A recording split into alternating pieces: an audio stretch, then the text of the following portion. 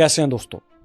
आज से तकरीबन 2500 बरस पहले यूनान की दो ताकतवर शहरी रियासतों एथेंस और स्पार्टा में एक खौफनाक जंग पेलोपोनेशियन वॉर हुई। ये जंग 27 साल 27 ईयर्स तक लड़ी गई। दोनों ताकतों में से एथेंस एक ताकतवर नेवी के साथ सी पावर थी, समंदर की एक ताकत थी, जबकि इसकी राइवल सिटी स्टेट स्पार्टा के पास एक दिलेर ताकतवर फौज थी और ये उसका फख्र था। दोनों यूनानी रियासतें खित्ते में बालादस्ती के लिए और अपने सो कॉल्ड डिफेंस के लिए जंग लड़ रही थी। एथेंस को अपने जमहूरी सिस्टम, अपनी नेवी, अपने शिप्स, अपने कमांडर्स पर बड़ा नाज था। वो इसे नाकाबिले शिकस्त समझते थे। मगर 3 दहाइयों पर फैली इस जंग में एथेनियंस स्पार्टन्स से बुरी तरह हार गए। एथेनियंस को स्पार्टा और उसके इत्तेहादियों का गुलाम बनकर, उनकी मातहत स्टेट बनकर रहना पड़ा।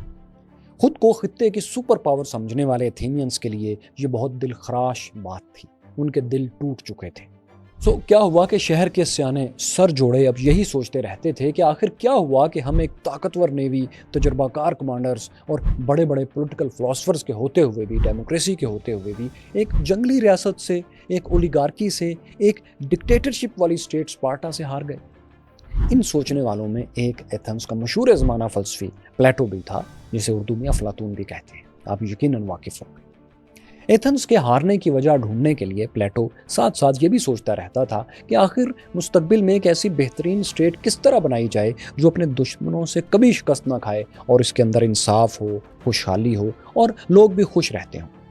प्लेटो खोज लगाना चाहता था कि एक आइडियल स्टेट, मिसाली रियासत कैसी होनी चाहिए, वहाँ इंसाफ कैसा होना चाहिए, क्या किया जाए कि बेहतरीन इंसान ही इस स्टेट का हुक्मरान बन सके, इसका बादशाह बन सके, या हुक्मरान क्लास जो हो वो बेहतरीन लोगों पर मुश्तमिल हो। ये कैसे मुमकिन बनाया जाए। ये और इस जैसे कितने ही अनगिनत सवालों पर गौर करते करते उसने ख्याली आइडियल स्टेट, आइडियल रियासत, रिपब्लिक का तस्वुर बनाया।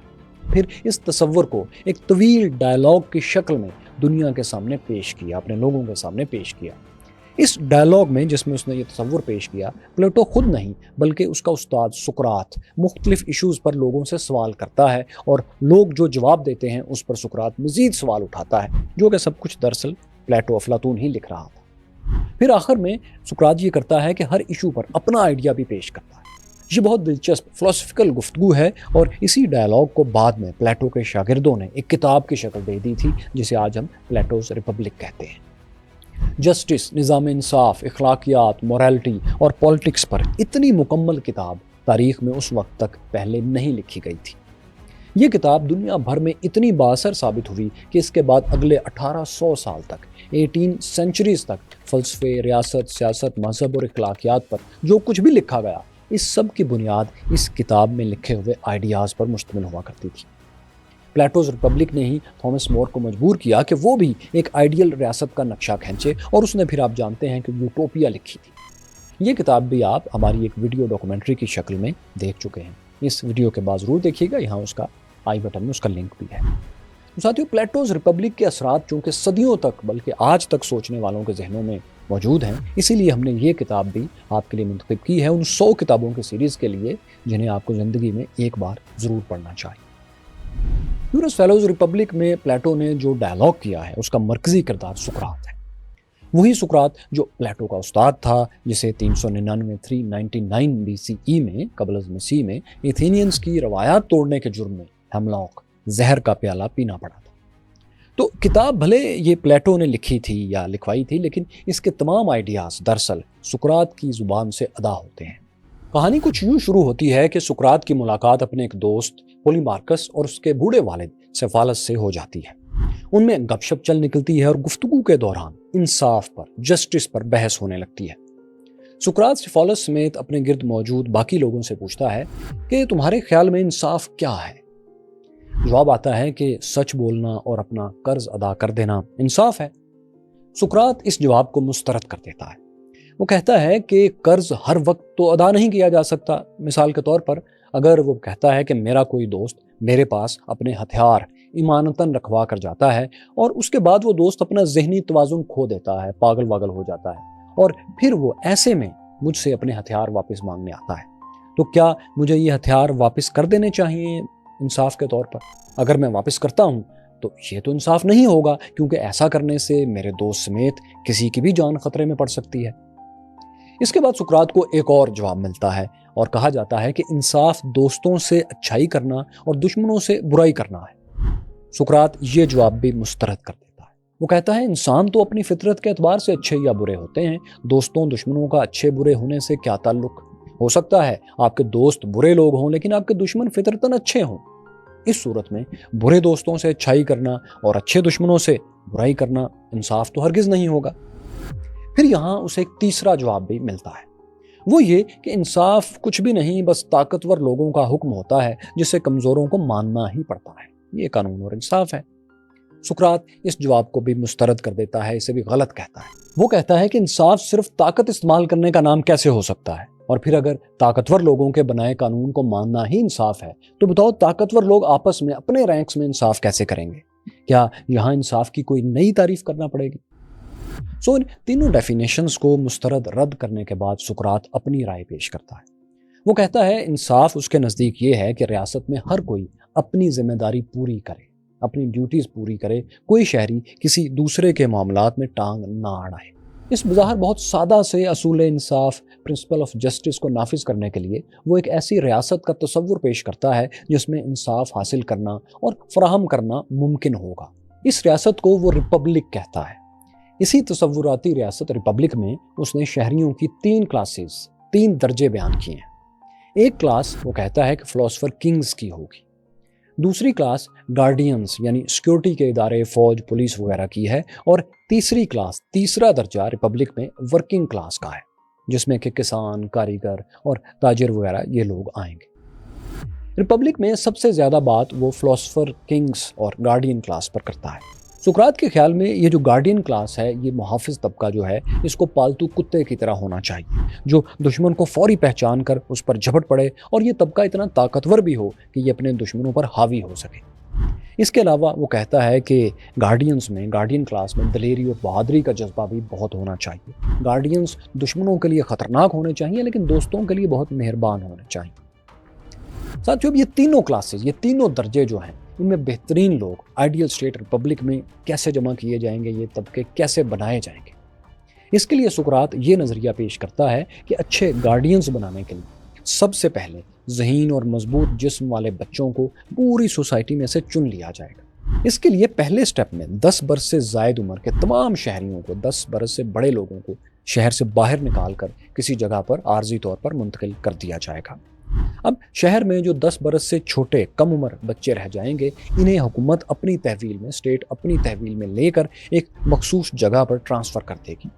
اس کے بعد وہ شہری تو غالباً واپس آ جائیں گے لیکن یہ بچے اپنے والدین کے پاس نہیں پہنچیں گے۔ ریاست ان تمام 10 سال سے چھوٹے بچوں کی پرورش اور تربیت کی ذمہ داری لے گی اور اپنے پاس رکھے گی۔ ان بچوں کو لٹریچر، موسیقی اور جمناسٹک کی تربیت دی جائے گی۔ سقراط کے نزدیک لٹریچر کی تربیت اس لیے ضروری ہے کہ بچوں میں کہانیوں کے ذریعے ہمت، دلیری اور اپنی ریاست سے محبت اور اس کے لیے کٹ مرنے کا جذبہ پیدا کیا جا سکے۔ ان کہانیوں کے متعلق سقراط کی اہم تجویز یہ ہے کہ بچوں کو دیوتاؤں کے بارے میں جو تصور پڑھایا جائے وہ روایتی نہیں ہونا چاہیے، اسے ٹھیک کیا جانا چاہیے۔ وہ کہتا ہے کہ شاعروں نے، جنہوں نے یہ کہانیاں لکھی ہیں، انہوں نے عوام میں دیوتاؤں کا بہت ہی غلط امیج بنا دیا ہے، خاص طور پر 2 شاعروں، ہومر اور ہیسیڈ نے۔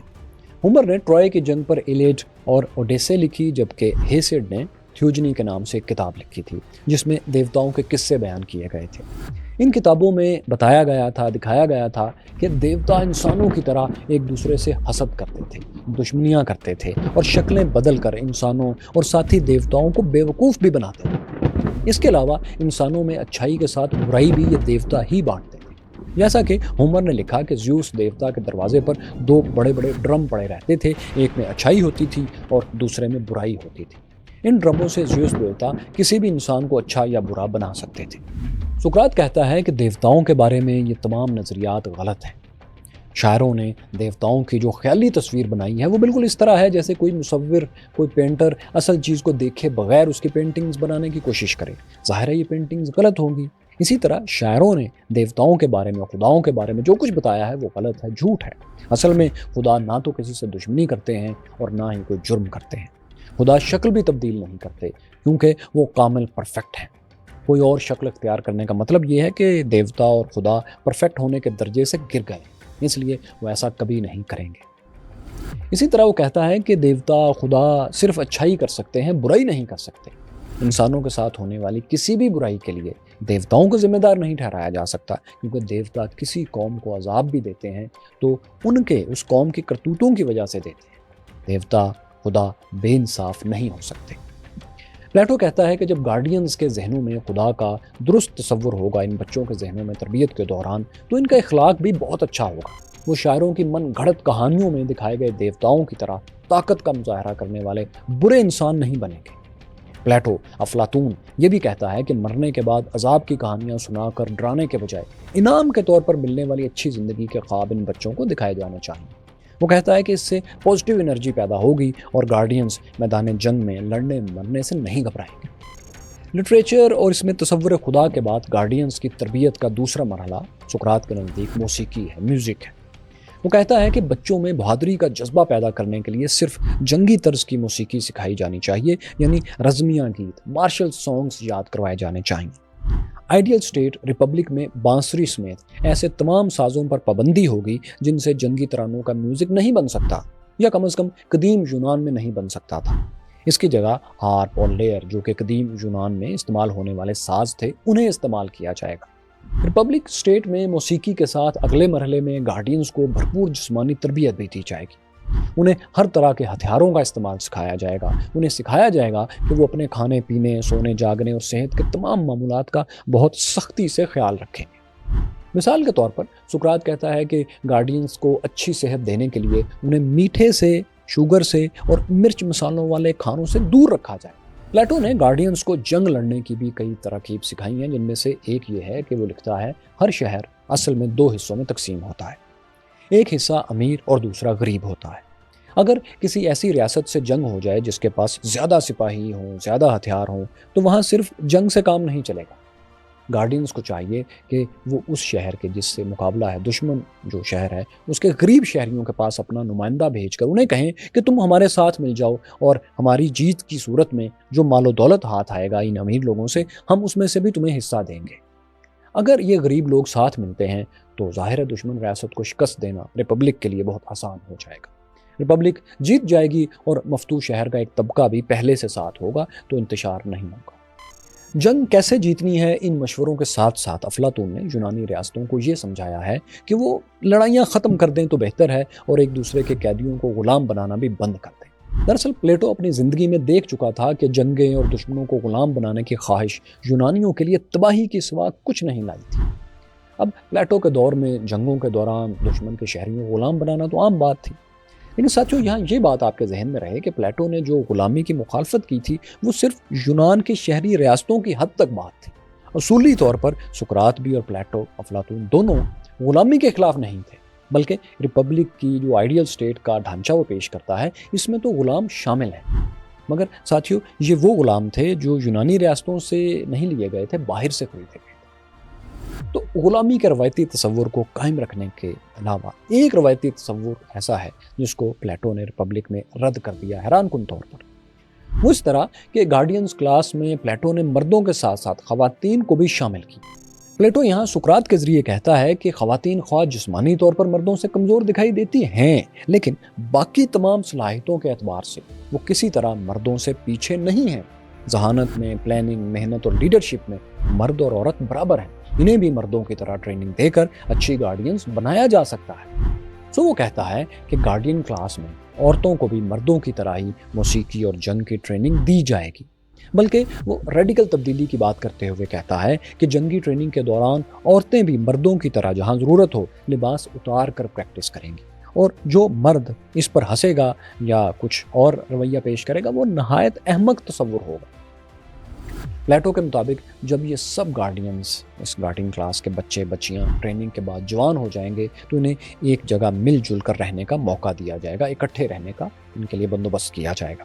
ان میں سے کوئی کسی کا شوہر یا بیوی نہیں ہوگی، سب ایک دوسرے کے ساتھ رشتے استوار کر سکیں گے، رشتے بنا سکیں گے۔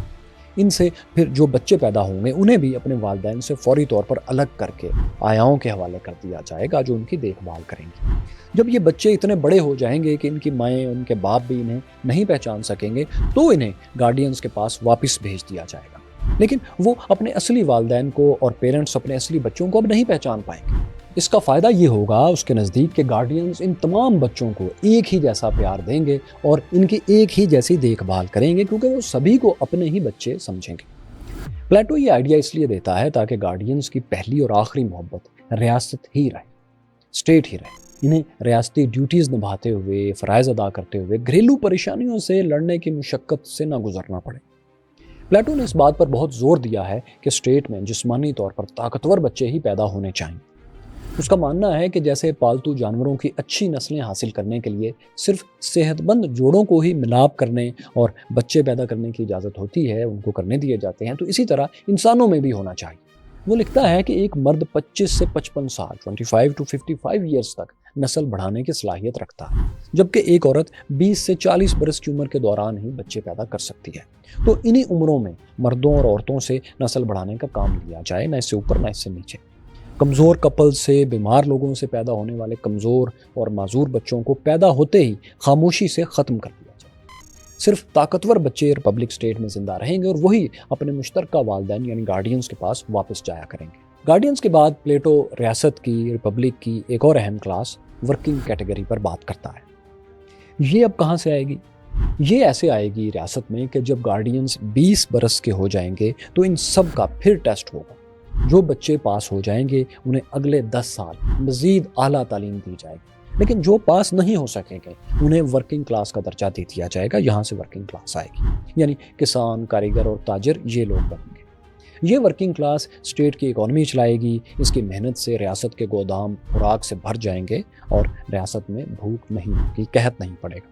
تو اس طرح ورکنگ کلاس پیدا ہوگی ان لوگوں سے جو 20 برس کی عمر کے امتحان میں فیل ہوں گے، لیکن جو اس امتحان میں پاس ہوں گے انہیں اگلے 10 سال مزید اعلیٰ تعلیم دی جائے گی۔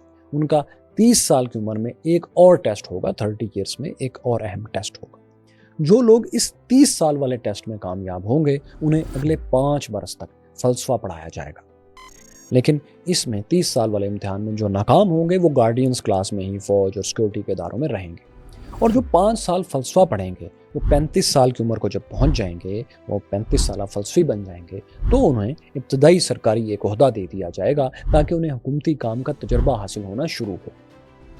ساتھیو، یہ جو 35 سال کے بعد فلسفیوں کی ایک کلاس پیدا ہوگی اس کو وہ فلاسفر کنگز کی کلاس کہتا ہے، اور پلیٹو اپنی آئیڈیل اسٹیٹ کو انہی کے گرد دراصل کھڑا کرتا ہے اس کلاس کے، کہ یہ اس کی سب سے اہم کلاس ہے۔ وہ ایسے کہ 35 برس کی عمر میں جن فلسفی نوجوانوں کو ابتدائی سرکاری عہدہ دیا جائے گا وہ کم از کم 15 اگلے برس تک نچلے عہدوں پر کام کرنے کا خوب تجربہ حاصل کریں گے اسٹیٹ۔ یعنی جب یہ 50 برس کی عمر تک پہنچیں گے تو یہ اپنے محکمے اور سرکاری کاموں کی حد تک ایکسپرٹ ہو چکے ہوں گے اور یہ فلاسفر بھی ہوں گے۔ اس کے بعد ان تمام ابتدائی 50 سالہ عہدیداروں میں سے جس نے سب سے اچھی کارکردگی دکھائی ہوگی اسے ریاست کے اعلیٰ افسروں میں شامل کر لیا جائے گا۔ یعنی فلاسفر کنگز کی کلاس دراصل ریپبلک کا یہ جو اعلیٰ افسروں کی کلاس ہے یہ نظام مل جل کر چلائے گی۔ یعنی بہترین منتخب لوگ جو ریاستی امور اور فلسفے میں ماہر ہوں گے وہی اسٹیٹ کے مشترکہ حکمران ہوں گے۔ دراصل ساتھیوں، پلیٹو اپنی کتاب میں یہ واضح نہیں کرتا کہ اس کی آئیڈیل اسٹیٹ ریپبلک میں فلاسفر کنگز کلاس میں سے کوئی اور بھی سینئر آدمی، کوئی سینئر رکن فلاسفر کنگ یعنی ایک بھی حکمران ہوگا، ایک لیڈر بھی ہوگا یا نہیں ہوگا، ایسا وہ یہ واضح نہیں کرتا، مگر لگتا یوں ہے کہ وہ ایک اشتراکی نظام کی حمایت کر رہا ہے، یا ایسے نظام کی، ایسے سسٹم کی جس میں بہترین لوگوں پر مشتمل ایک کونسل ہوگی جو دراصل اس اسٹیٹ کو، سوسائٹی کو گورن کرے گی۔ اسی ابہام کی وجہ سے ساتھیوں پلیٹوز ریپبلک پر تنقید بھی ہوتی ہے کہ آخر افلاطون نے، پلیٹو نے یہ اخلاق کیوں چھوڑ دی۔ تو خیر، گارڈینز کلاس کی طرح یہ فلاسفر کنگز کی جو کلاس ہے، یہ حکمران کلاس ہے، یہ بھی نہ تو جائیداد بنا سکے گی، نہ اس کی کوئی فیملی ہوگی، نہ ان کے بچے ہوں گے۔ پلیٹو اپنی آئیڈیالوجی میں فلاسفر کنگ سے بہت امیدیں لگاتا ہے۔ اسے یقین ہے کہ یہ فلاسفر کنگز کی کلاس ہی ریاست کے ریپبلک کے تمام مسائل حل کر سکتی ہے۔ وہ اپنی گفتگو میں لوگوں کو اس بات پر قائل کرنے کے لیے بہت سی مثالیں بھی دیتا ہے کہ ایک فلسفی عام لوگوں سے بڑھ کر کیوں ہوتا ہے اور اسے ہی سوسائٹی کو لیڈ کیوں کرنا چاہیے۔ جو وہ لوگوں کو کنونس کرنے کے لیے، فلسفی کے حق میں کنونس کرنے کے لیے مثالیں دیتا ہے، اس میں ایک بے پناہ مشہور مثال ایلیگوری آف دا کیو کی ہے۔ یہ مثال ایک فرضی غار میں موجود قیدیوں کی ہے۔ پلیٹو اپنے کتابی کردار سقراط کے ذریعے کہتا ہے کہ فرض کریں کچھ لوگ ایک غار میں موجود ہیں، وہ بچپن سے وہیں رہتے ہیں اور ان کی ٹانگیں اور گردنیں زنجیروں سے اس طرح بندھی ہیں کہ وہ حرکت نہیں کر سکتے، وہ صرف سامنے کی طرف دیکھ سکتے ہیں، دائیں اور بائیں نہیں دیکھ سکتے۔ مطلب یہ لوگ قیدیوں کی طرح غار میں رہتے ہیں، لیکن انہیں اپنی قید کا شعور ہرگز نہیں۔ ان سب قیدیوں کے پیچھے آگ جل رہی ہے۔ آگ اور قیدیوں کے درمیان والی جگہ سے کچھ لوگ مسلسل گزرتے رہتے ہیں۔ اب قیدیوں کے سامنے والی دیوار پر پیچھے سے گزرنے والے لوگوں کا اور قیدیوں کا اپنا عکس نما ہیولا رقص کرتا رہتا ہے۔ یہ پیچھے سے گزرنے والے لوگ جب کچھ بولتے ہوئے بڑبڑاتے ہوئے گزرتے ہیں تو ان کی آوازیں گونج بن کر غار میں سایوں کے ساتھ ہی ان کو سنائی دیتی ہیں۔ اب قیدیوں کو اپنے پیچھے کے لوگ تو دکھائی نہیں دے رہے، سو ان کے عکس ہی سامنے دیوار پر آگ کی وجہ سے نظر آتے ہیں۔ تو قیدیوں کو لگتا ہے کہ یہ حرکت کرتے ہوئے دراصل سائے ہیں جن کی آوازیں ہیں۔ غار کے قیدی ان سایوں کو اور گونجتی آوازوں کو ہی دنیا کی کل حقیقت، اصل حقیقت سمجھنے لگتے ہیں۔ لیکن پھر ایسا ہوتا ہے کہ ایک قیدی چھوٹ جاتا ہے، وہ باہر جاتا ہے، جا کے وسیع اور اس دنیا کو دیکھتا ہے اور حیرت زدہ رہ جاتا ہے۔ پلیٹو کہتا ہے کہ فرض کریں یہ شخص دوبارہ غار میں جا کر سب کو بتائے کہ یہ دیوار کے جو سائے ہیں یہ اصل حقیقت نہیں ہے، بلکہ اصل حقیقت آگ، غار اور وہ لوگ ہیں جن کے سائے دیوار پر پڑتے ہیں۔ دنیا سیاہ ہیولا اور سرخ شعلے نہیں ہے، دنیا رنگ برنگی ہے، ہوا ہے، پرندے ہیں، خوشبو ہے، آسمان ہے وغیرہ وغیرہ۔ لیکن اگر وہ جا کر باتیں بتائے تو غار میں کوئی بھی نہیں مانے گا کہ وہ سچ کہہ رہا ہو۔ پھر باہر کی روشنی دیکھ لینے کی وجہ سے اس واپس آنے والے شخص کی آنکھیں بھی اب جلدی غار کے اندھیرے سے مانوس نہیں رہیں گی۔ لیکن اس ساری صورتحال کو غار کے اندر زنجیروں میں بندھے قیدی اس طرح ٹرانسلیٹ کریں گے، یہ سمجھیں گے کہ ہمارا ایک ساتھی جو واپس آیا ہے پاگل تو ہو ہی گیا ہے، ساتھ میں اندھا بھی ہو گیا ہے۔ وہ اس پر افسوس کریں گے اور کہیں گے کہ دیکھا ہم نہ کہتے تھے، یہاں سے نکلنے والا انسان اندھا پاگل ہو جاتا ہے۔ پلیٹو کے مطابق تو یہ ہے کہ اگر کسی باہر کے شخص نے آ کر انہیں آزاد کروانے کی کوشش کی، دنیا میں لانے کی کوشش کی، تو یہ اسے اپنا دشمن سمجھیں گے اور مارنے کو دوڑیں گے اور ہو سکتا ہے اسے قتل ہی کرنے کی کوشش کریں۔ پلیٹو کے مطابق وہ شخص جو باہر جا کر دنیا کی حقیقت دیکھ کر آیا تھا وہ فلاسفر کنگز تھا، ان میں سے تھا۔ وہ عام لوگوں سے زیادہ ذہین اور حقیقت کو زیادہ سمجھنے والا بن چکا تھا۔ اس کے مطابق ایک فلسفی جو کچھ دیکھتا ہے وہ عام انسان نہیں دیکھ پاتا۔ عام لوگ دانشوروں اور فلسفیوں کے دشمن اسی لیے بن جاتے ہیں کہ ان کی سوچ ان قیدیوں کی طرح محدود ہے، لمیٹڈ ہے، جنہوں نے کبھی غار کے جھوٹے ہیولوں اور صرف نظر آنے والے رقصیدہ سایوں کے سوا کچھ نہیں دیکھا اور سمجھا ہوتا اور انہیں سمجھنے کی کوشش بھی نہیں کی ہوتی۔ تو یہ وہ ساتھیوں مشہور زمانہ ایک مثال ہے جو پلیٹو فلسفی کے عام لوگوں سے اعلیٰ ہونے کے لیے پیش کرتا ہے۔ فلسفی کو اچھا حکمران ثابت کرنے کے لیے، بہتر انسان ثابت کرنے کے لیے ریپبلک میں ایک اور اہم مثال جو اس نے تھی وہ ایک بحری جہاز اور کپتان کی ہے۔ وہ کہتا ہے فرض کریں ایک بحری جہاز ہے، ایک نیول شپ ہے جس کا کپتان بہت اچھے اخلاق کا مالک ہے، بہت اچھا انسان ہے، لیکن اسے نیویگیشن نہیں آتی، اسے جہاز چلانا نہیں آتا۔ تو کیا ہوتا ہے کہ جہاز کا جھگڑالو عملہ بغاوت کر دیتا ہے، جہاز پر قابض ہو کر ایک چالاک انسان کو جہاز کا کنٹرول دے دیتا ہے، کیونکہ باغی لوگ اس نئے شخص کو بڑا قابل جہاز ران، کیپٹن آف شپ سمجھتے ہیں، مگر حقیقت میں یہ دوسرا کپتان بھی نالائق ہی ہے۔ پھر ان دونوں کے مقابلے میں جہاز پر ایک اور شخص ہے جسے واقعی جہاز چلانا آتا ہے، جو لیڈرشپ کوالٹیز کا حامل ہے، لیکن لوگ اس شخص کو پہچانتے نہیں ہیں، اس کی قدر نہیں کرتے۔ پلیٹو کہتا ہے کہ جب تک یہ ناپسندیدہ شخص لیکن قابل شخص جہاز کا کپتان نہیں بنے گا، جہاز منزل پر نہیں پہنچ سکتا۔ اسی طرح وہ کہتا ہے کہ فلاسفر کنگز ہوتے ہیں جو غیر پسندیدہ ہوتے ہیں معاشرے میں، لیکن معاشرے کو انصاف کی منزل کی طرف لے جانے والے صرف وہی ہوتے ہیں، صلاحیت وہی رکھتے ہیں۔ اس دوسری مثال کے ذریعے دراصل پلیٹو نے ایتھنز کی ڈیموکریسی کو بھی تنقید کا نشانہ بنایا ہے۔ اس قسم کے ساتھیوں کئی دوسرے دلائل بھی وہ اپنی کتاب میں دیتا ہے اور کہتا ہے کہ ڈیموکریسی ریاست چلانے کا اچھا طریقہ نہیں ہے، کیونکہ عام آدمی، زیادہ تر عام لوگ نہیں جانتے کہ بہتر کون ہے، قابل کون ہے، اسی لیے وہ اکثر ایڈیٹس کو منتخب کر لیتے ہیں، جس کے بعد ریاست کی سمت غلط ہو جاتی ہے۔ دوستو، پلیٹوز ریپبلک جس کا نقشہ پلیٹو نے اپنی پوری کتاب میں کھینچا، دراصل ایک فرضی لیکن بہت چھوٹی سی شہری ریاست ہے جو وہ خود بتاتا ہے۔ اس میں زیادہ لوگ نہیں رہتے، تمام شہریوں کا صرف ایک ہی فرض ہے کہ وہ ریاست کی بہتری کے لیے کام کریں۔ ریپبلک کا ایک مشہور ڈائلاگ، ایک مشہور فقرہ جو آج بھی زبان زد عام ہے، وہ یہ ہے کہ جب اچھے لوگ خود حکومت کرنے سے انکار کرتے ہیں تو ان کی سزا یہ ہے کہ برے لوگ ان پر حکمران بن کر مسلط ہو جاتے ہیں۔ پلیٹو کے خیال میں ریاست کی بہتری کا کام صرف گارڈینز اور فلاسفر کنگز ہی کر سکتے ہیں۔ فیملی لائف، مال و دولت جمع کرنا اور عیش و عشرت کا سامان ریاست کے لیے انتہائی خطرناک چیزیں ہیں۔ اس کے خیال میں ریاست میں میوزک اور لٹریچر پر سخت سینسرشپ ہونی چاہیے، یعنی ریاست کا مکمل کنٹرول ہونا چاہیے کہ لوگ کون سا میوزک سنیں گے اور بنائیں گے اور کون سی کہانیاں کہیں گے اور سنیں گے۔ مائی کیورس فیلوز، یہ ہے وہ مکمل نقشہ جو پلیٹو کے نزدیک ریپبلک آئیڈیل سٹیٹ کا ہونا چاہیے، اس ریاست کا جو انصاف پر قائم ہوگی اور انصاف کی طرف لے کر جائے گی۔ اس پر آج تک بہت سی تعریفی باتیں بھی ہوتی ہیں، لیکن اس پر تنقید بھی بہت ہوتی ہے۔ پاکستانی سوشلسٹ اسکالر سبت حسن نے اپنی کتاب موسیٰ سے مارکس تک میں ریپبلک کی تعریف کی ہے۔ وہ لکھتے ہیں کہ ریپبلک کی تمام خامیوں اور خیالی منصوبہ بندیوں کے باوجود ہم پلیٹو کی عظمت سے انکار نہیں کر سکتے، کیونکہ اس نے اپنے معاشرے کی بنیادی خرابیوں پر غور کیا، ان خرابیوں کے اسباب تلاش کرنے کی کوشش کی اور پھر معاشرے کی اصلاح کا، اس کو بہتر کرنے کا ایک باضابطہ منصوبہ بنا کر پیش کیا۔ لیکن وہ جس قسم کی مثالی ریاست قائم کرنا چاہتا تھا، اس کے لیے نہ تو حالات سازگار تھے اور نہ ہی یونانی قوم میں سماجی انقلاب کا شعور ابھی پیدا ہوا تھا۔ سبت حسن کے برعکس انگلش فلاسفر اسکالر برٹن رسل پلیٹو کی ریپبلک کو پسند نہیں کرتے۔ وہ لکھتے ہیں کہ پلیٹو کی آئیڈیل سٹیٹ ریپبلک آرٹ اور سائنس سے مکمل طور پر خالی ہے، کیونکہ ریپبلک میں تو ہر آرٹ کو ریاست اسٹیٹ کے ماتحت کر دیا گیا تھا، سو ایسے میں اعلیٰ خیالات کا، آزاد خیالات کا پیدا ہونا ہی ناممکن ہے۔ اسی طرح ساتھیوں، ایک اور عظیم ماڈرن فلاسفر کارل پوپر نے بھی ریپبلک پر سخت تنقید کی ہے۔ وہ لکھتے ہیں کہ پلیٹو نے جس ریاست کا تصور پیش کیا ہے، یہ ایک سخت ڈکٹیٹرشپ والی ریاست ہے جو قائم نہیں رہ سکتی۔